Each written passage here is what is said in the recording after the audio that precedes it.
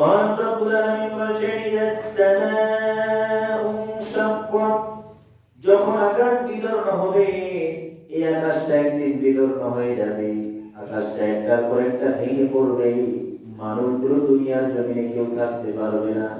মানুষের মাথার উপরে এই যে শক্ত আকাশ আল্লাহ বানিয়েছে, হুয়াল্লাযী খালাকাস সামাওয়াতি ওয়াল আরদা ফি সিত্তাতি আইয়াম, আল্লাহ তাআলা 6 দিনে এই দুনিয়া বানিয়েছে, বানার পরে আসমানগুলোকে শক্তিশালী করে সৃষ্টি করেছে। ওয়াল্লাযী, আল্লাহ তাআলা এই আসমানগুলোকে জামিআন শক্ত করে তৈরি করেছে, 7টা সিত্তা। আল্লাহ তাআলা এই আসমানগুলোকে সুন্দর করে সৃষ্টি করেছে, ভেঙে পড়বে এরকম কখনো মনে হয়েছে নাকি? মনে হয়েছে নাকি? ভেঙে পড়বে কখনো মনে হয়? এরপরে আল্লাহ রাব্বুল আলামিন বলেন যে বান্দা, এই দুনিয়ার জমিনে তোমরা বসবাস করছো ভালো কথা, কিন্তু একদিন আমি আল্লাহ তাআলা, তুমি যে আসমানের নিচে বসবাস করছো, একদিন তোমার মাথার ছাদ, তোমার মাথার আসমানটা ভেঙে ভেঙে তোমাদের উপরে পড়বে। আল্লাহু আকবার। আল্লাহ তাআলা এরপর 2 নম্বর আয়াতে বললেন ওয়া আযিনাত লিরাব্বিহা ওয়া হুক্কাত, ও তাহার প্রতিপালকের আদেশ পালন করবে এবং ইহাই তাহার করণীয়। এখন আমরা যদি প্রশ্ন করব, ওরে আকাশ, এতদিন সুন্দর করে তোমার ভিতরে আমাদেরকে আশ্রয় দিয়েছিলে, আমরা তোমার ভিতরে আশ্রয় পেয়েছিলাম, আমরা আরামে ঘুমিয়েছি, সারাদিন কাজ করেছি, আনন্দ করেছি, উল্লাস করেছি, মাঠে ঘাটে কাজ করেছি, খেলাধুলা করেছি, কত সুন্দর করে আমরা এই দুনিয়ায় ছিলাম, কিন্তু আজকে তোমার কি হলো? তুমি কেন ভেঙে পড়তেছো? আকাশ বলবে وَأَذِنَتْ لِرَبِّهَا وَحُقَّتْ, ও আমার বন্ধুরা, ও আল্লাহর বান্দারা, আমি আমার ইশারায় ভেঙে পড়িনি, আমার রব আমাকে আদেশ করেছে, আমার রবের আদেশ অনুযায়ী আজকে আমি তোমাদের উপরে পড়তেছি। আদেশ মানে কার? এই আসমানগুলো আদেশ মানে কার? জোরে বলেন না কার? আরো জোরে বলেন কার? এই আসমানগুলো আদেশ মানে আল্লাহ। সেদিন আল্লাহ সপ্ত আসমানকে হুকুম করবে, আসমান ভেঙে দাও, একটার পর একটা আসমান ভেঙে পড়বে। যেভাবে বইয়ের পৃষ্ঠা একটার পর একটা পড়তে থাকে নিচে, ঠিক সেই বইয়ের পৃষ্ঠার মতো একটার পর একটা আসমান ভেঙে ভেঙে এই দুনিয়াতে পড়বে। আপনি কোথায় থাকবেন সেই দিন? কোনো অস্তিত্ব থাকবে না আপনার। আমার বন্ধুগণের পরে আল্লাহ বলেন 3 নম্বর আয়াতে ওয়াইদাল আরদু মুদ্দাত, এবং পৃথিবীকে যখন সম্প্রসারিত করা হবে, অর্থাৎ পৃথিবীকে সম্প্রসারিত করা হবে, এই পৃথিবী থেকে মানুষগুলো সম্প্রসারিত হবে। 4 নম্বর আয়াতে বললেন ওয়া আলকাত মা ফিহা ওয়া তাখাল্লা। আল্লাহু আকবার। আল্লাহ তাআলা বললেন পৃথিবী তাহার অভ্যন্তরে যা আছে তাহা বের করে নিক্ষেপ করে দিলে, শূন্য গর্ভ হইবে সেই দিন। এই পৃথিবীর জমির নিচে যা কিছু আছে, ওই দিন এই জমিন বড় বড় খনিজ পদার্থ গুলো বের করে দিবে, সম্পদ গুলো বের করে দিবে, মানুষ গুলোকে বের করে দিবে, শূন্য হয়ে যাবে সেদিন জমিনের নিচে যা কিছু আছে, সেই দিন জমিনটা শূন্য হয়ে যাবে। আল্লাহ রাব্বুল আলামিন বলেন বান্দারে, এই জমিনটা সেই দিন তার ভিতরে কিছুই রাখতে পারবে না, দুনিয়া তোমার ভিতরে কিছুই রাখতে পারবে না। আল্লাহু আকবার। এরপর আল্লাহ বললেন ওয়াদিনাত লিরাব্বিহা ওয়া হুক্কাত, এবং তার প্রতিপালকের আদেশ পালন করবে, ইহাই তার করণীয়। তখন তোমরা পুনরুত্থিত হইবে, তখন তোমরা একটা আমরা সবাই মিলে আসবো এবং পুনরায় আমরা আবার ওই কিয়ামতের ময়দানে আল্লাহর সামনে হাজির হব। কার সামনে? আল্লাহর কাছে আমরা হাজির হয়ে যাব। পুনরায় কার দরবারে হাজির হব? আল্লাহর দরবারে হাজির হয়ে যাব। পুনরায় সবাই একত্রিত হয়ে সেই কিয়ামতে আল্লাহর সম্মুখে আমরা চলে যাব। এই জন্য ভাই, একদিন ইন্নী যানতু আন্নী মুলাকি হিসাবিয়া, একদিন আপনাকে আমাকে আল্লাহর সম্মুখে হিসাবের কাঠগড়ায় দাঁড়াতে হবে, সেই দিন হিসাব দেওয়া লাগবে। এই জন্য দুনিয়াতে কি করছেন, কি করবেন, এটা আপনাকে ভালোভাবে চিন্তা করা লাগবে কিনা। প্রত্যেকটা সেকেন্ড আপনি কি করবেন, এই কাজটা করলে আমার রব খুশি হবে কিনা, আমার আল্লাহ আমাকে জাযা দিবে কিনা, আল্লাহর পথে আমি ভালো থাকবো কিনা, এই কাজটা করলে গুনাহ হবে কিনা, এই কাজটা করলে কি আমি জাহান্নামে যাব কিনা, প্রত্যেকটা সেকেন্ড আপনাকে হিসাব দিতে হবে এবং প্রত্যেকটা সেকেন্ড নেবে নেবে আপনাকে চলতে হবে। পারবেন ইনশাআল্লাহ? প্রত্যেক সেকেন্ডে সেকেন্ডে আল্লাহর শুকরিয়া করতে হবে। এরপরে আল্লাহ রাব্বুল আলামিন বলেন, পুনরায় তোমাদেরকে আমি আল্লাহর কাছে হাজির হওয়া লাগবে, সেই দিন আমি আল্লাহ তাআলা তোমাদের হিসাব নেব। কি নেব? পুনরায় যখন হাজির হব আল্লাহর সামনে, তখন কিছু মানুষ আল্লাহর সন্নিকটে চলে যাবে। বলেন না সুবহানাল্লাহ। আল্লাহর সামনে দাঁড়াবে, আল্লাহ সেই দিন সেই বান্দার সামনে দাঁড়িয়ে তাকে যাচাই খেয়ে দিয়ে। বলেন না সুবহানাল্লাহ। এই নিয়ামতগুলো আল্লাহ নিজ হাত দিয়ে, ডান হাত দিয়ে সামনাসামনি বান্দাকে দান করবে। বলেন না সুবহানাল্লাহ। আল্লাহ বলেন, আমি আল্লাহর সামনে যাওয়ার জন্য, আমি আল্লাহকে সন্তুষ্টি করার জন্য, এমনি এমনি তুমি আল্লাহকে সন্তুষ্টি করতে পারবা না। আমি আল্লাহ এমনি সন্তুষ্টি হব না। আমি আল্লাহকে সন্তুষ্টি করতে হলে কঠোর পরিশ্রম করা লাগবে। বলেন সুবহানাল্লাহ। আল্লাহ রাব্বুল আলামিন 6 নম্বর আয়াতে বলেন, ইয়া আইয়ুহাল ইনসানু ইন্নাকা কাদিহুন ইলা রাব্বিকা কাদহান ফামুলাকি। সুবহানাল্লাহ। আল্লাহ তাআলা বলেন, হে মানুষ, তুমি তোমার প্রতিপালকের নিকট পৌঁছার জন্য বা পৌঁছা পর্যন্ত কঠোর সাধনা করবে, কঠোর পরিশ্রম করবে, তাহলে তুমি তার সাক্ষাৎ লাভ করবে। তুমি যদি তোমার রবের সাক্ষাৎ লাভ করতে পারো, সেই দিন মনের কথাগুলো আল্লাহকে যে বলতে পারবে। বলেন না সুবহানাল্লাহ। সেই দিন তোমার রবকে তুমি তোমার সামনে পাবা, তোমার রবকে সেই দিন বলবে, আল্লাহ আমি তো গুনাহ করছি, কিন্তু আপনাকে খুশি করার জন্য আমি রোজা রাখছিলাম, 5 ওয়াক্ত নামাজ পড়ছি, এত শীত মুয়াজ্জিন আযান দিয়েছে, আমি একটা সেকেন্ড দেরি করিনি, আমি তোমার জন্য কঠোর পরিশ্রম করে ওযু করে আল্লাহ তোমাকে সিজদা দিয়েছি। বলেন না সুবহানাল্লাহ। সেই দিন এই দিনটি সার্থক হয়ে যাবে, রব তার সামনে দাঁড়িয়ে থাকবে। বলেন না সুবহানাল্লাহ। আজকে যদি সৌদি আরবের বাদশা আপনার কাছে এসে আপনার বাড়িতে আসে, বলে তোমার জন্য হজ ফি কত কোটি টাকা লাগবে আমাকে বলো, আমি দিব। আমেরিকার বাদশা এসে যদি আপনাকে বলে, সামনাসামনি দেখা করে, তাহলে আপনি কত বড় খুশি হবেন। যারা গান বাজনা শুনে ওদের সবচেয়ে বড় নায়ক যিনি, মনে করেন শাহরুখ খান, সালমান খান, যদি তার বাড়ির আসে, তাহলে ওই ব্যক্তিরা কত খুশি হবে। মনে রাখবেন, এই পৃথিবী যিনি সৃষ্টি করেছে, আপনাকে যিনি সৃষ্টি করেছে, ওই রব সেই দিন আপনার সামনে থাকবে। বলেন না সুবহানাল্লাহ।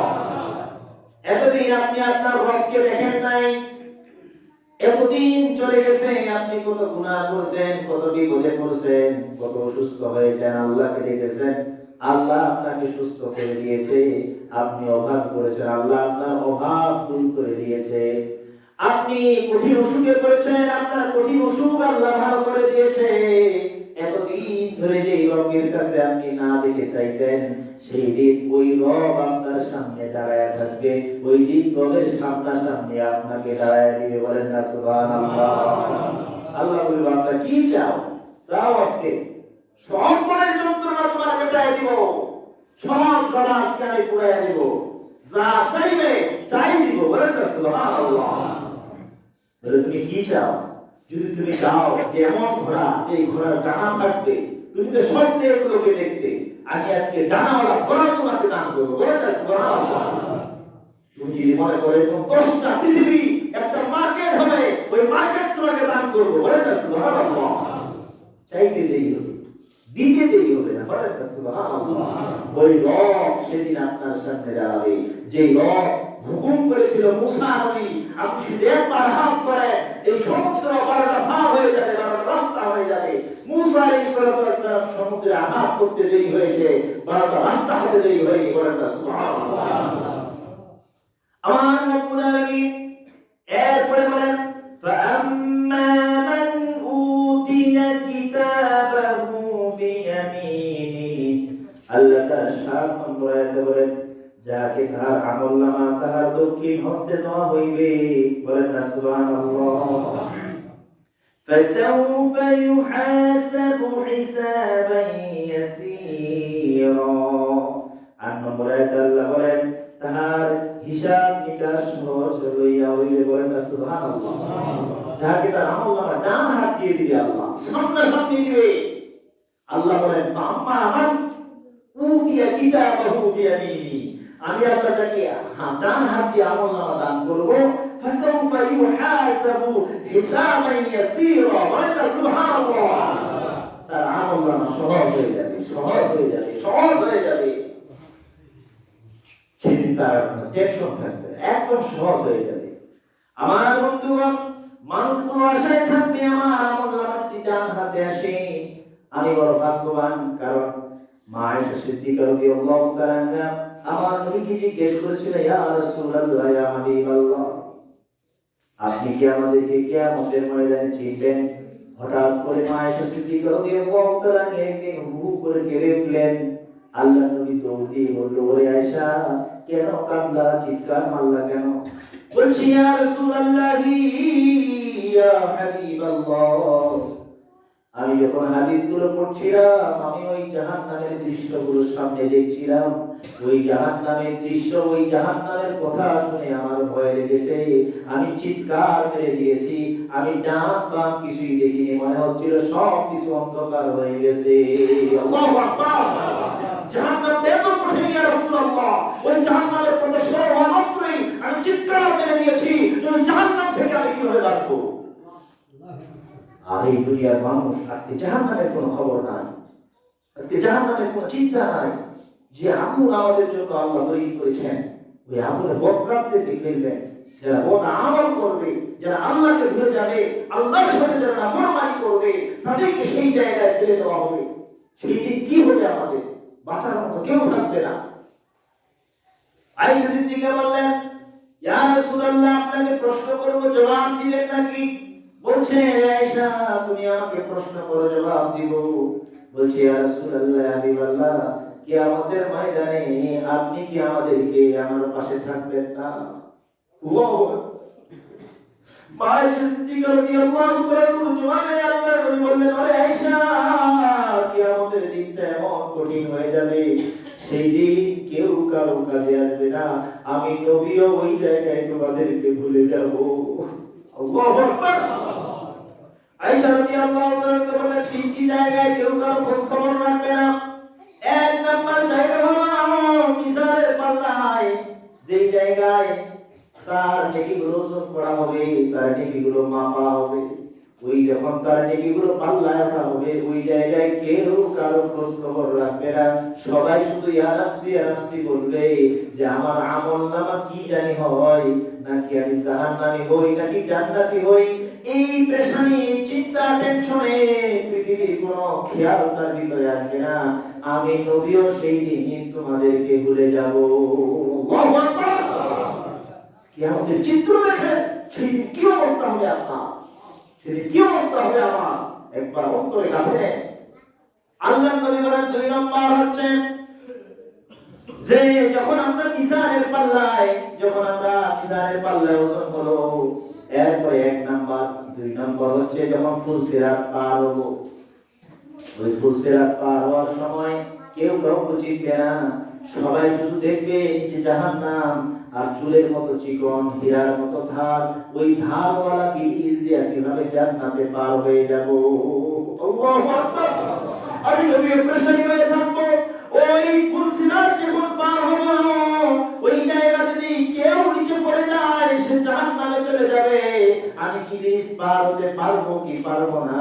ওইখানে সব মানুষগুলো ওয়াত্তাকু ইয়াউমাল লা তাজজি নাফসুন আন নাফসি। আল্লাহু আকবার। সেই চিন্তায় সমস্ত নবীরা সিজদা করে যাবে, সমস্ত নবীরা পেরেশানি হয়ে যাবে। কেউ সেই দিনকার কথা খেয়াল রাখবে না।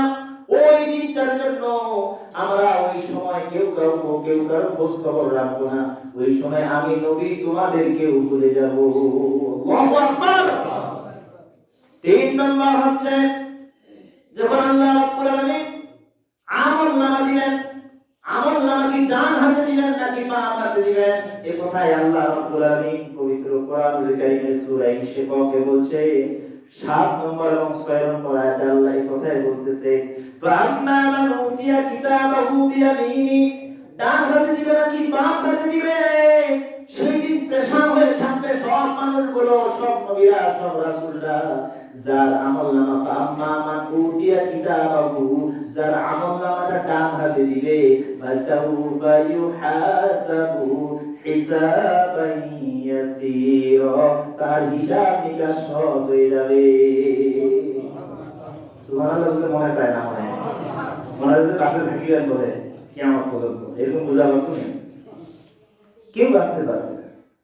৩ বার প্রধানমন্ত্রী হয়েছে, থাকতে পারছে? চলে গেছে। কেউ থাকতে পারবে না। কারোর জন্য এই দুনিয়া না, এই দুনিয়াটা কারোর জন্য না। এই যে পৃথিবী, আসমানের নিচে, জমিনের উপরে যা কিছু আছে, এই পৃথিবীতে কেউ থাকতে পারবে না। জমিনের নিচে যেগুলো আছে ওগুলোও থাকতে পারবে না। কি বুঝলেন? কি বলি নাই যে জমিনটা সবকিছু বের করে দিবে? কেউ থাকতে পারবে না। এত টেনশন করিয়েন না যে 10 বিঘা মাটি কিনছে আর 10 বিঘা কিনবো, থাকতে পারবো, এই চিন্তা করেন না। এখন অল্প বয়স, আর একটু বয়স হইলে পরে নামাজ পড়বো, এই চিন্তা করেন না, থাকতে পারবে না, থাকতে দিবে না। আপনি দেখেন না, একটু ডান বামে তাকাইয়া 45-50 কত মানুষ মারা যাচ্ছে, আপনি দেখেন একটু। আমার বন্ধু মানে পরে আয়াতে বললেন 9 নম্বর আয়াতে, ওয়ায়ানকালিবু ইলা আহলিহি মাসরুরা, এবং সে তাহার স্বজনদের নিকট প্রফুল্ল চিত্তে ফিরে যাবে। বলেন না সুবহানাল্লাহ। সেই ব্যক্তিরা ডান হাতে আমলনামা পাবে, তার হিসাবটা সহজ হয়ে যাবে। আল্লাহ বলবে তুমি জান্নাতে চলে যাও। এই ব্যক্তি আমলনামা পাওয়ার পরে, একটা ছাত্র যেমন গোল্ডেন এ প্লাস পাওয়ার পরে রেজাল্টটা হাতে নেয়, হাতে নিয়ে আব্বা আম্মা পরিবারের মানুষগুলোকে বলে আমি গোল্ডেন এ প্লাস পাইছি, ঠিক না বেটি? হাসতে হাসতে সবাইকে মিষ্টি খাওয়ায়। ঠিক এই ব্যক্তি যখন তার মহান রবের সামনে থেকে মহান রবের ডান হাত দিয়ে আমলনামা পাবে, এই ব্যক্তি বুঝে ফেলবে আমি জান্নাতি, আমি জান্নাতের টিকিট পেয়ে গেছি। এখন এই ব্যক্তি নাচতে নাচতে, গান গাইতে গাইতে তার পরিবারের মানুষগুলোর সামনে বেড়াবে, বেড়াবে, দৌড়বে, নাচবে, গান গাইবে, এই যে আমার আমলনামা, আমি জানতাম ইন্নি জলান্তু আন্নি মুলাকি হিসাবিয়া, আমার রবের সামনে আমাকে দাঁড়াতে হবে, আমাকে হিসাব দিতে হবে। এই জন্যই তো আমি 5 ওয়াক্ত নামাজ পড়তাম, এই জন্য তো আমি সুদ খাইতাম না, এই জন্য তো আমি দণ্ডবোধে যাইতাম না, এই জন্য তো আমি মিথ্যা বলতাম না, সুদ খাইতাম না, কোরআন তেলাওয়াত করতাম, রোজা রাখতাম, এই জন্যই করতাম এইগুলো। আর আপনারা তো দুনিয়া নিয়ে পাগল হয়ে গেছে, দুনিয়া মানে এসব। এরপরে আল্লাহ বললেন, ওয়া আম্মা মান উতিয়া কিতাবাহু ওয়ারা যহরি, এবং যাহাকে তাহার আমলনামা তাহার পৃষ্ঠ বা পাশ্চাত্যে দেওয়া হইবে, বাম হাত দিয়ে দেওয়া হবে। এবং আল্লাহ পিছন দিক দিয়ে যাদেরকে আমলনামা দিবেন, আল্লাহ তাআলা বলেন ফাসাউফা ইয়াদউ সুবুরা। আল্লাহু আকবার। 11 নম্বর আয়াতে বললেন সে অবশ্যই তাহার ধ্বংস আহ্বান করবে।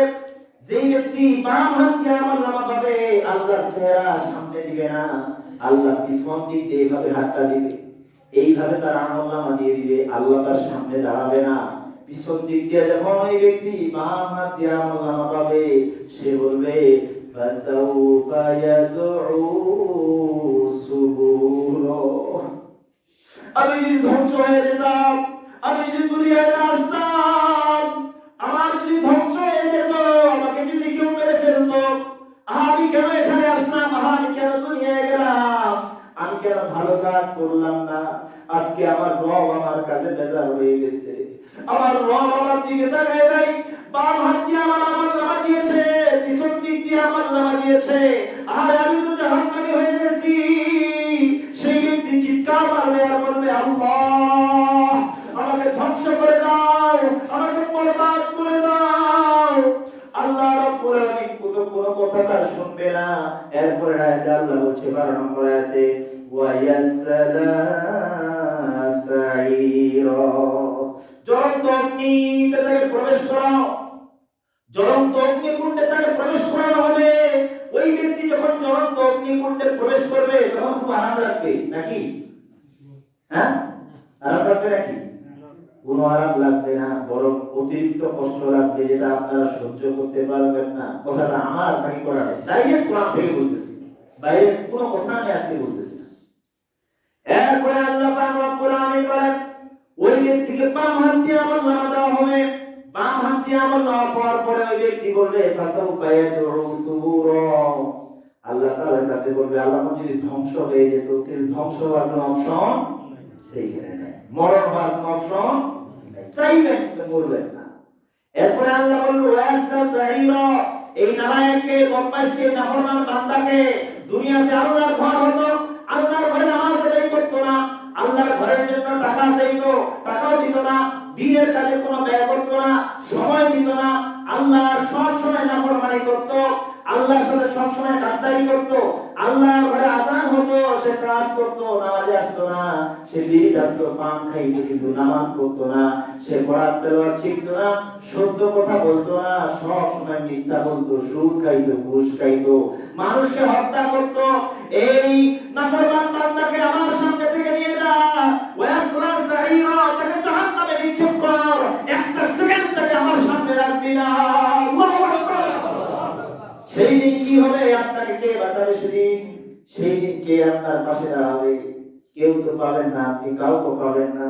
কথাটা আমার না। এরপরে আল্লাহ রাব্বুল আলামিন তেলাওয়াত করাইতে পারেন, ইন্নাহু কানা ফি আহলিহি মাসরুরা,